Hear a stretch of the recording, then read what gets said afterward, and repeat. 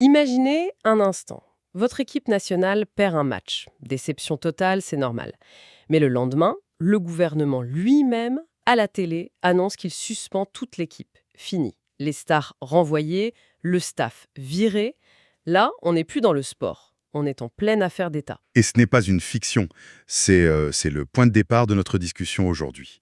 On se base sur un article de la Société de presse de 2026 qui décrit une crise au Gabon juste après une Coupe d'Afrique des Nations qui s'est mal passée. Et ce cas est une loupe parfaite pour comprendre ce lien, parfois toxique, entre le foot et le pouvoir en Afrique. Absolument. Alors, pour être concret, que s'est-il passé? L'équipe du Gabon, les Panthères, sort du tournoi sans aucune victoire. Élimination dès le premier tour, après 2 défaites. Et la réaction a été, disons, immédiate. Et radicale. National, il annonce la suspension de l'équipe nationale. Et le licenciement de tout le staff technique. Et ça ne s'arrête pas là. Il y a une humiliation publique, non? On nomme des joueurs. Oui, et pas n'importe lesquels. Le capitaine, Pierre-Emerick Aubameyang, et un autre cadre, Bruno Ekelemanga. Mis à l'écart comme ça devant tout le pays, c'est d'une violence. Symbolique, c'est fou. Tout à fait, mais c'est là que ça devient encore plus étrange. Ah, l'article précise que, peu après, la vidéo de cette annonce a disparu. Retirée des réseaux sociaux de la chaîne nationale. Comment ça disparu? Envolée. Et aucun communiqué officiel sur le site du gouvernement pour confirmer ou infirmer. Bref, c'est le flou total, le chaos. On ne sait même plus si l'équipe est suspendue ou pas, en fait. Exactement. Une communication de crise qui a elle-même besoin d'une communication de crise. Et il faut bien sûr parler du contexte politique. Le président gabonais, Brice Oligui Nguema, qui est arrivé au pouvoir par un coup d'État en 2023, avait déjà préparé le terrain. Oui, il avait déjà critiqué l'équipe avant même la fin. Et ces mots sont très importants. Il a parlé d'un manque de méthode. Ça, c'est pour le côté sportif. Mais il y a autre chose. Oui. Il a surtout parlé, je cite, d'une érosion préoccupante du sentiment patriotique. Érosion du sentiment patriotique, c'est une accusation incroyablement lourde pour des footballeurs. Voilà. On a quitté le terrain de sport, on est entré dans l'arène politique. L'enjeu n'est plus le score du match. Mais alors, la grande question, c'est pourquoi? Pourquoi un gouvernement se sent obligé d'intervenir de manière aussi brutale? Mais parce que le foot, c'est un outil de légitimité nationale qui est extraordinairement puissant.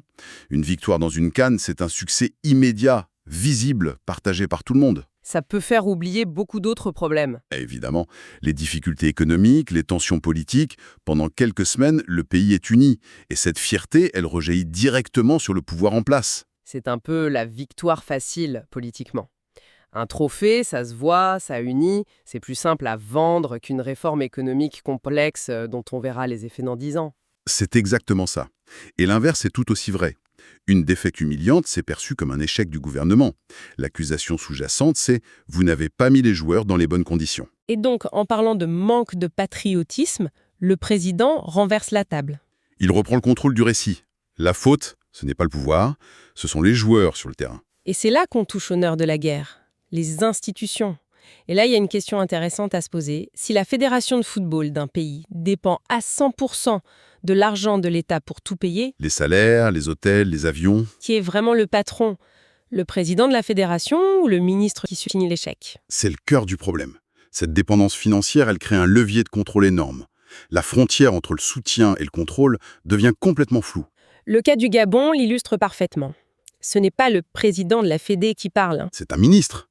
Le politique passe par-dessus la structure sportive, tout simplement parce qu'il le peut. Et j'imaginais que c'est encore plus tentant quand le public est en colère, quand il faut un coupable et vite. C'est exactement ce cycle. La défaite, puis la colère du public. Les réseaux sociaux s'enflamment, la pression monte. Et le gouvernement doit montrer qu'il fait quelque chose. Voilà, une réaction forte, spectaculaire.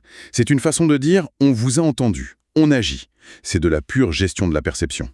Virer un coach, suspendre des joueurs, ça détourne l'attention. On ne parle plus du match, on parle de la décision politique. Précisément, imaginons un exemple purement hypothétique. Un pays est éliminé, des petites manifestations de colère éclatent. Le lendemain, le gouvernement annonce en grande pompe le limogeage du staff. Et l'attention médiatique bascule. Instantanément. On oublie les buts encassés, on parle de l'action décisive du pouvoir. C'est une manœuvre classique. Sans oublier que les fédérations elles-mêmes sont souvent des nids de vipères politiques. Absolument, des mini-arènes. Les postes peuvent être des récompenses pour des alliés politiques. Donc les décisions ne sont pas toujours basées sur le mérite sportif, mais sur des allégeances. Ça fragilise tout.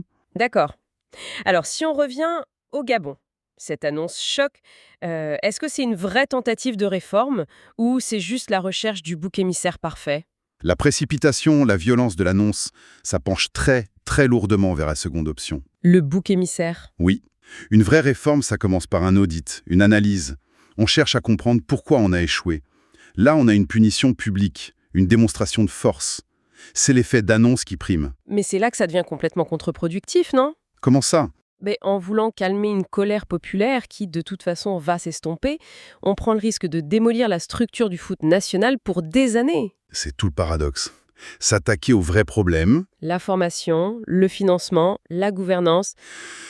c'est long, c'est complexe et c'est peu visible. Blâmer quelques stars, c'est simple, rapide et politiquement, c'est très rentable, dans l'immédiat. C'est le choix de l'optique contre le structurel. Parfaitement résumé. Mais attendez une seconde, la FIFA dans tout ça. On entend toujours parler de leurs règles très strictes contre l'ingérence politique. Pourquoi ça ne siffle pas la fin de la partie? Ah, la grande question de la FIFA. Sur le papier, vous avez raison. L'ingérence gouvernementale est formellement interdite. Et la sanction peut être lourde. Très lourde. Ouais. La suspension de la fédération. Ça veut dire plus d'équipes nationales, plus de clubs en compétition internationale. La menace est réelle. Alors pourquoi est-ce que ça continue?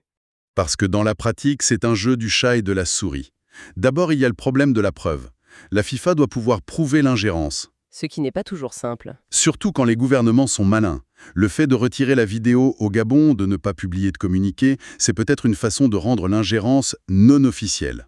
Ah, c'est habile. Le message est passé à l'intérieur du pays, mais il n'y a pas de trace écrite pour une organisation internationale. C'est un peu ça. Ensuite, il y a un calcul politique. Pour un gouvernement, les enjeux internes priment souvent sur les menaces de Zurich.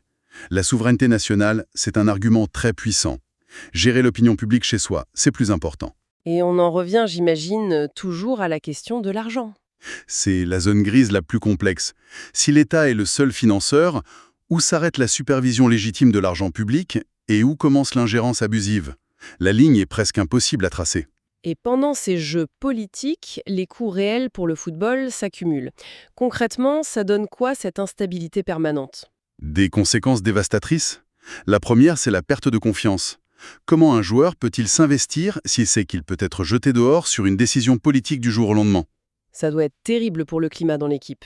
Ça crée une méfiance permanente. Et puis, il y a l'impact sur le recrutement des joueurs binationaux, la fameuse diaspora. Ah oui, c'est un point crucial. Énormément de grands joueurs africains comme Aubameyang ont grandi en Europe.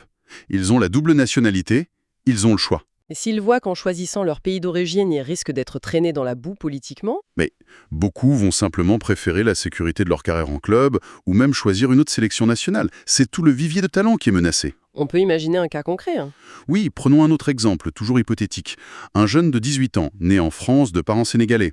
C'est un futur crack. Il est courtisé par les deux pays.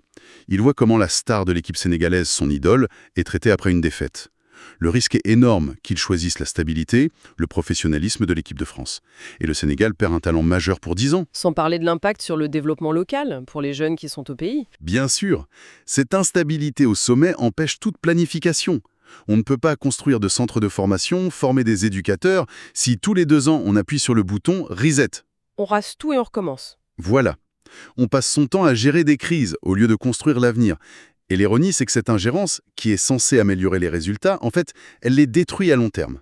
D'accord, le tableau est assez sombre. Est-ce qu'on est condamné à ce cycle infernal ou est-ce qu'il y a des portes de sortie, des solutions? Heureusement, oui. Il n'y a pas de baguette magique, mais des pistes claires existent. Et elles tournent tout autour d'un seul mot, la gouvernance. La première étape? Réformer les fédérations elles-mêmes, les rendre plus démocratiques, avec des élections transparentes, des mandats limités, pour réduire le clientélisme. Mais on revient au même problème.